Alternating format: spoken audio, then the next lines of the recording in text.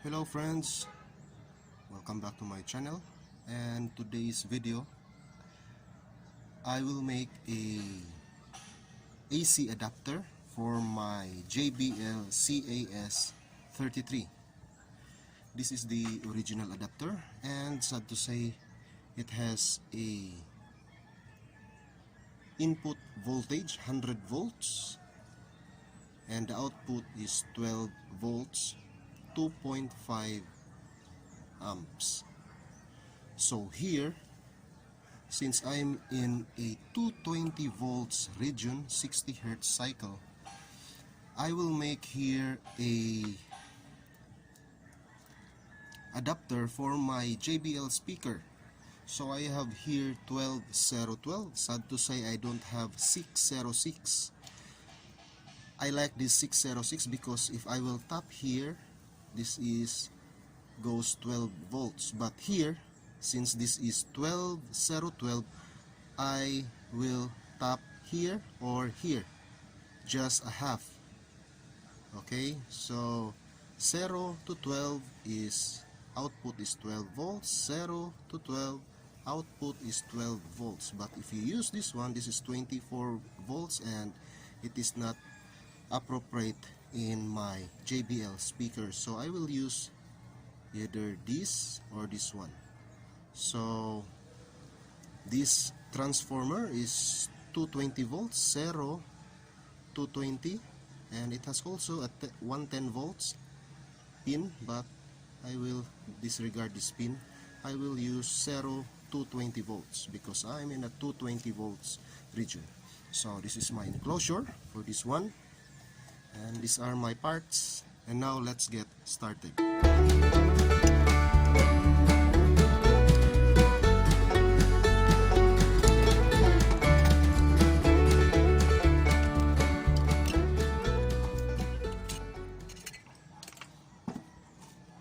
So here, why I disregard the cover here, because it doesn't fit in my enclosure. I will try to attach this one in a form like this. Okay, I will not do like this because it's higher, so I will try to lay like this.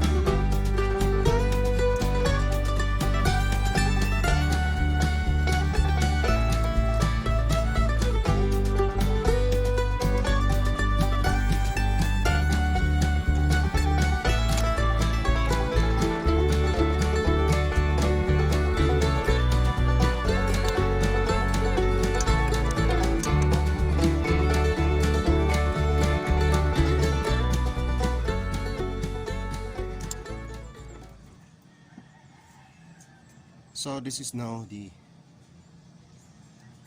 part. I just mounted the transformer. Bottom part here is the 12012. The upper part is the 0 220 volts or 0 110 volts. So here I'm gonna use this wire because this is the original JBL. So I will try to uncover this one. So this is the inner part looks like. This is still the original there. So it is just like the transformer, but the difference is the input here is 100 volts and my input now is 220 volts. Still I'm using and tapping here the 012, not 12012 or 1212, because 1212 is 24 volts, so I only need 0 and 12, so I can have the AC output still 12 volts like this one. So I will gonna remove this, and still I'm gonna use this because this is the original wire.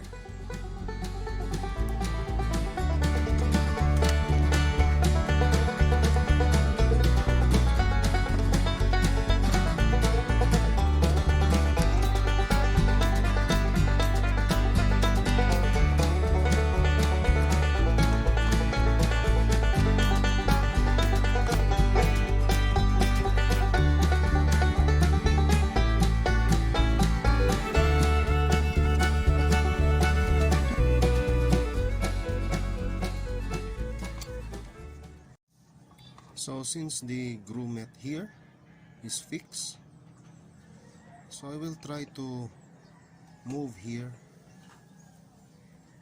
From here I will move it here. I will try to manage to detach this one.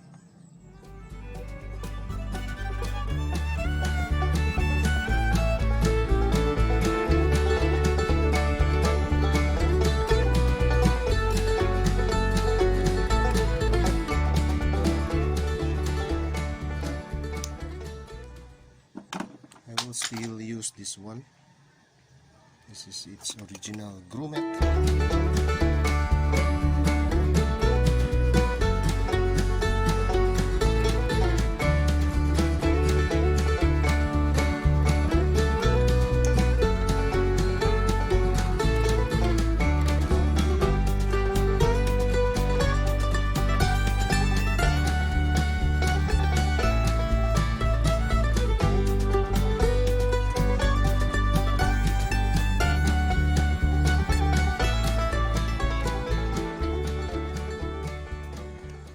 So here my tapping is 12, or here 12-0 or 0-12.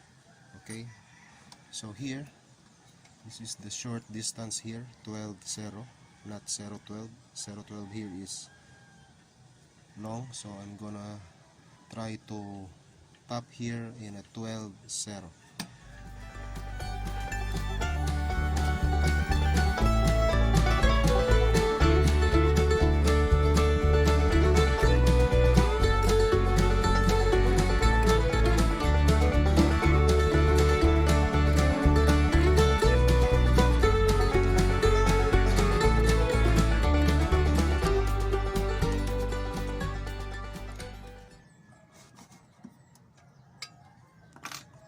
So that is now my 12-0 tapping. So my out here still the same, 12 volts AC.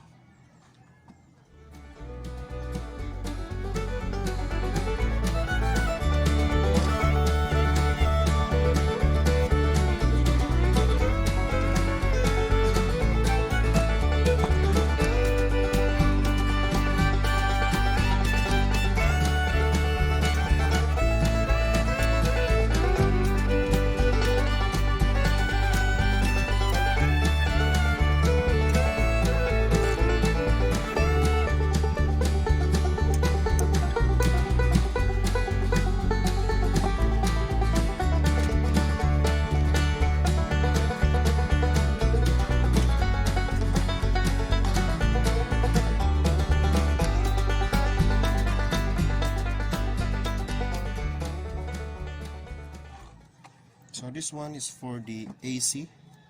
I will tap here the 220 volts.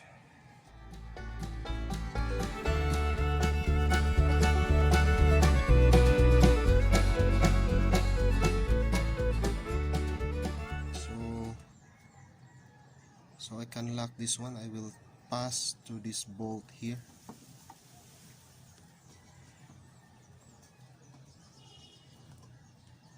So I can have a better lock of the wire.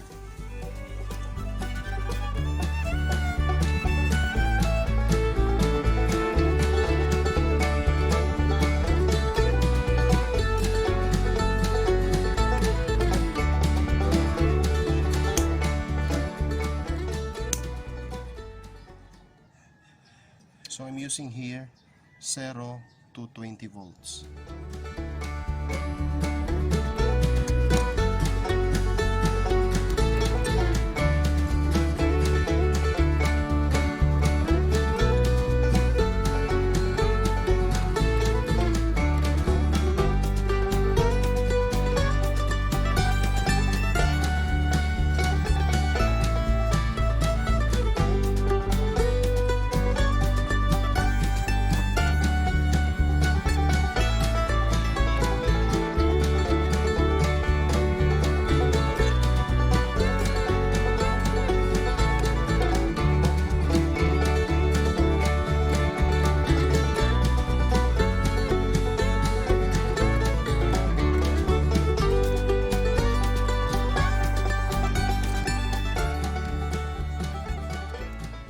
So here I just put some insulator to be safe. So this is now what it looks like. Ready for testing. And this is the cover.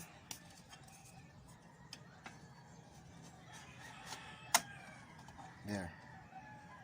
So my DIY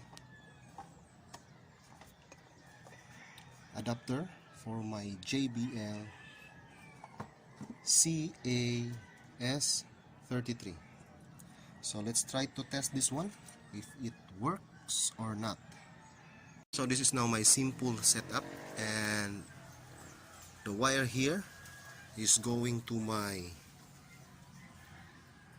AC outlet. This is 220 volts now, and this wire here goes to my powered speaker. This is the 12 volts AC there. So I have here a MP3 player, and let's try to test this one.